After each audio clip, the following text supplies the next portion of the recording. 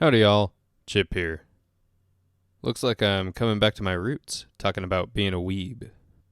I know that I'm a walking contradiction in stating I'm a manga supremacy believer, while also heavily implying I have procreated with the opposite sex without photographic evidence. But just trust me, bro. All jokes aside, I wasn't always a manga purist. I remember growing up watching shows like Digimon, Pokemon, and Dragon Ball Z, always knowing there was something different about those cartoons than my SpongeBob and Johnny Bravo. But I was too young and naive to understand what the fundamental difference was other than just the vibes. It wasn't until Toonami announced Naruto would be coming to the network that I first heard the term anime.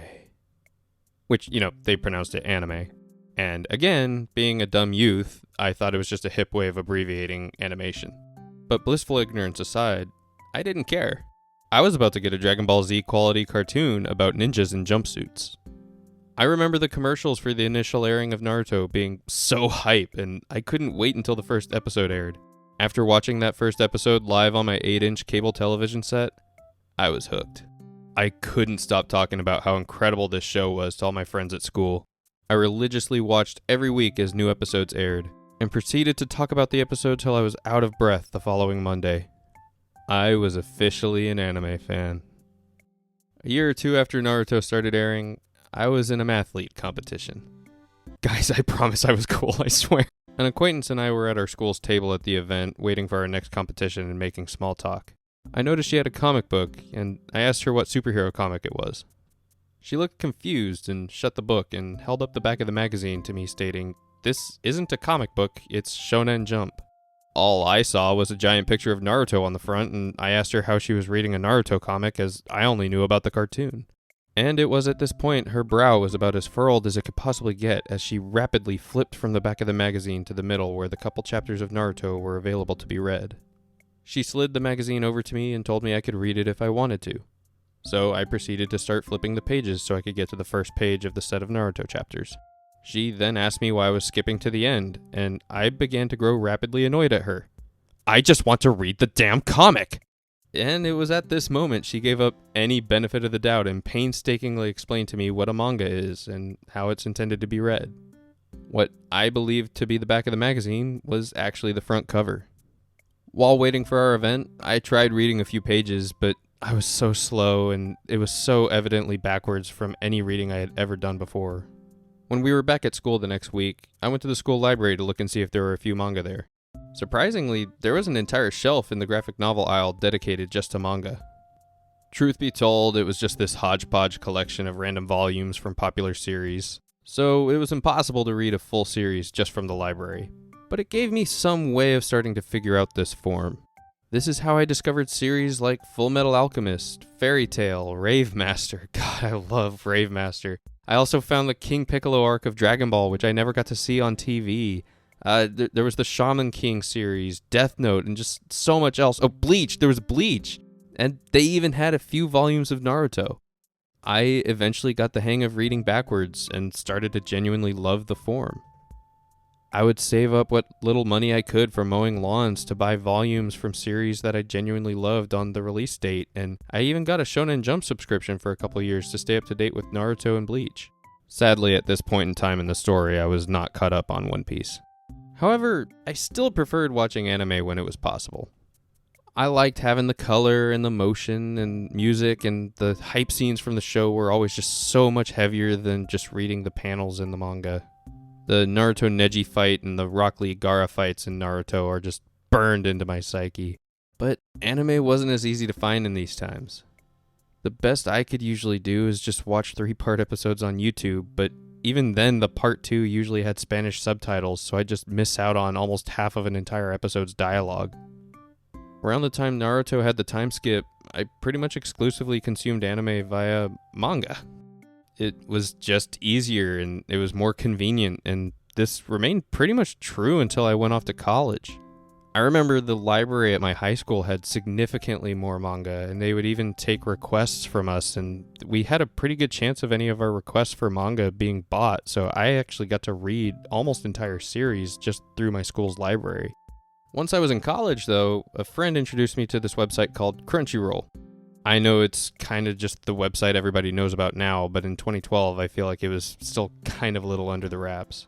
All I had to do was just sit through a couple ads per episode, and I could watch any anime ever for free. It was awesome.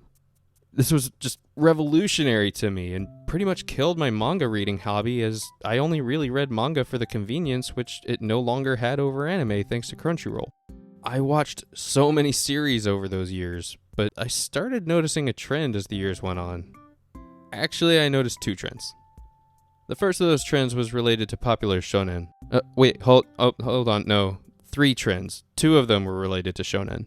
The first of those two was the big shonen would have a lot of filler episodes, at least series from before the 2010s. This meant if you didn't want to watch the filler, you needed a guide just to watch the important bits of the show. But that then meant that I needed a third party telling me what to and what not to watch, and I didn't really trust random people online to have the most accurate information. But I also didn't want to have to watch potentially hundreds of episodes, which had nothing to do with the original story.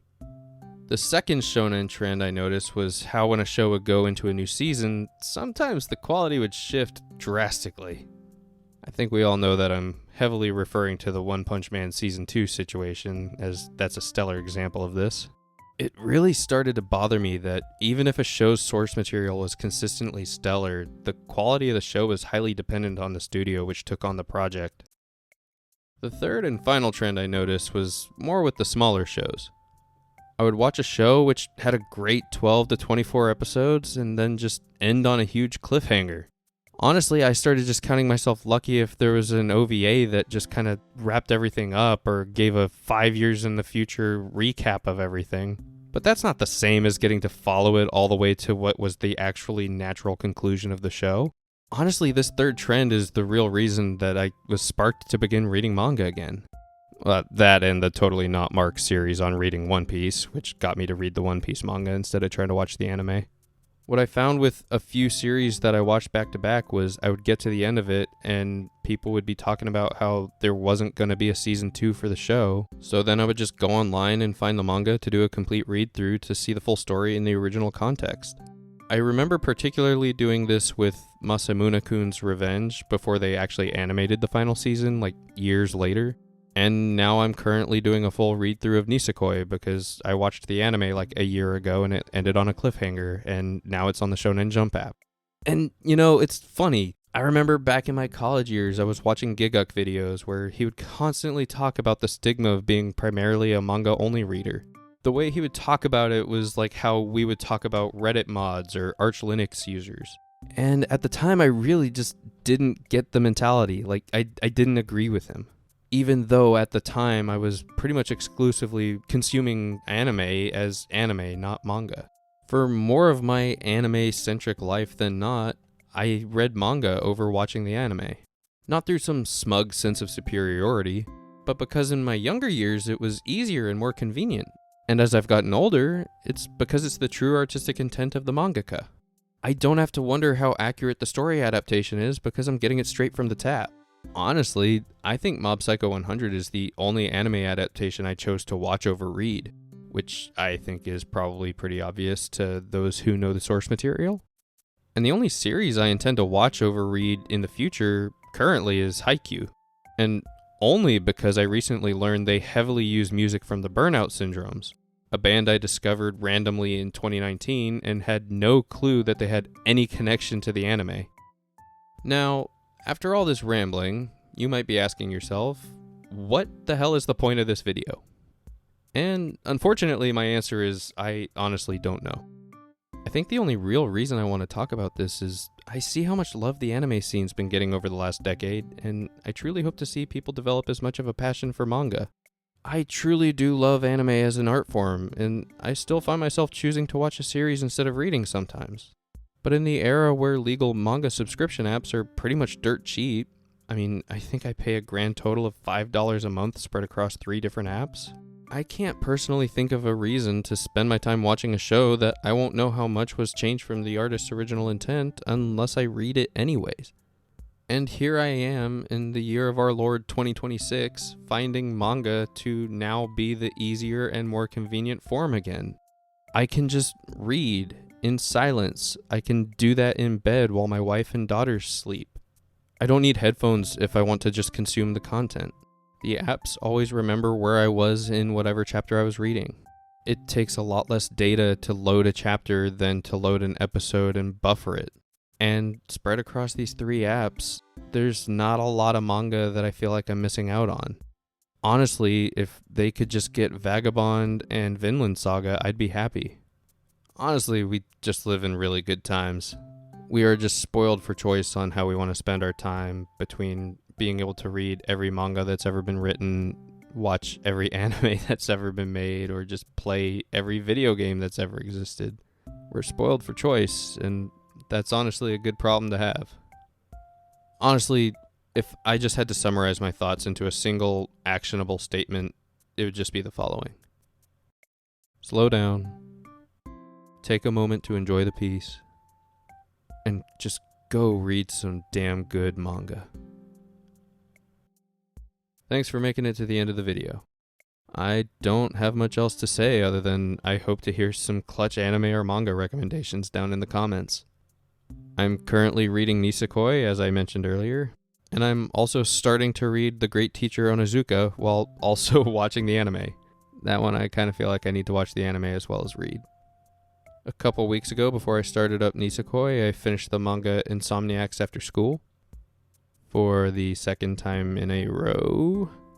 So, needless to say, I'd highly recommend that one. I think I'm probably going to make a video about it down the line, but just to say now, it really struck me in a way nothing else has since Love is War. Which, Love is War kind of struck me in a weird way that I would have to explain with a very long story. Hey, if you're new to the channel, welcome. If you enjoyed what you heard, maybe consider subscribing. I upload weekly, and I love connecting with the new folks around here. Like the video if you liked it. Ignore all buttons if you didn't. And until next time, keep it tuned in.